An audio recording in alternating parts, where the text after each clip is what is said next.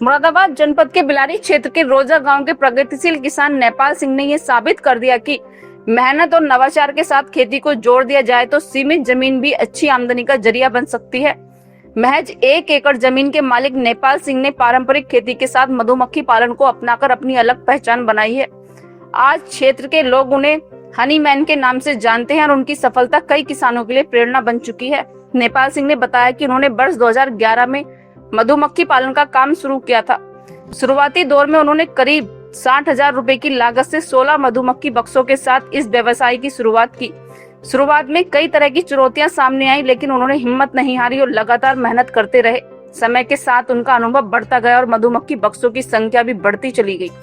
आज उनके पास करीब 500 मधुमक्खी बक्से हैं और मधुमक्खी पालन उनके परिवार की आय का प्रमुख सहारा बन चुका है। नेपाल सिंह पहले अपने शहद को थोक बाजार में बेचते थे, जहां उन्हें 100 से 150 रुपए प्रति किलो तक की कीमत मिलती थी। बाद में उन्होंने अपनी पोती नित्या के नाम से शहद का ब्रांड बनाकर पैकिंग शुरू की। अब 50 ग्राम से लेकर 1 किलो तक की पैकिंग में शहद बाजार में बिक रहा है और इसकी कीमत करीब 500 रुपए प्रति किलो मिल जाती है। मैं 2012 से मैंने मधुमक्खी पालन शुरू किया है। उसमें साथ साथ धीरे धीरे मैं आगे बढ़ता चला गया। अब मैंने सोचा कि खुद अपने शहद को सीधा उत्पादन पैकिंग को अपना शहद सीधे पैकिंग करके उपभोक्ताओं तक पहुंचा दूं, ताकि खुद का जो हम किसान हैं, माननीय प्रधानमंत्री जी ने भी इस पर काफ़ी जोर दिया है किसानों को आत्मनिर्भर बनाने का।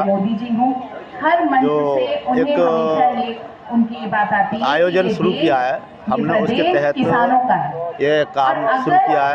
अपने उत्पाद को हम सीधे उपभोक्ता तक पहुंचाना चाहते हैं, जो कि शुद्ध और असली होता है। हमारे समाज में लोगों को जानकारी ना होने की वजह से जमने वाले शहद को नकली समझ के फेंक देते हैं, जबकि ये गलत है। जमने वाला शहद असली होता है और ये योगवाही होता है। ये डाउन टेम्परेचर में जम जाता है।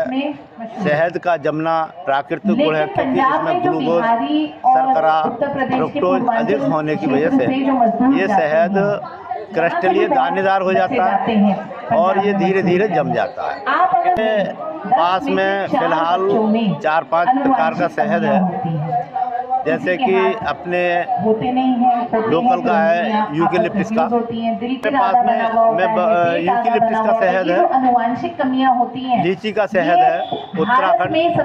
शहद का जो एक फूलों का समय होता है, फूलों का एक फील्ड होता है, जहां हम जगह जगह अपने मधुमक्खी के फार्म को ले जाते हैं और वहां से फूलों से मधुमक्खी द्वारा प्राकृतिक शहद उत्पादन करते हैं। जो जमीनी पानी है, ग्राउंड वाटर है, वो राजस्थान में 80% लगभग सरसों के उत्पादन होता है। वहाँ हम सरसों का फूल का शहद लेके आते हैं।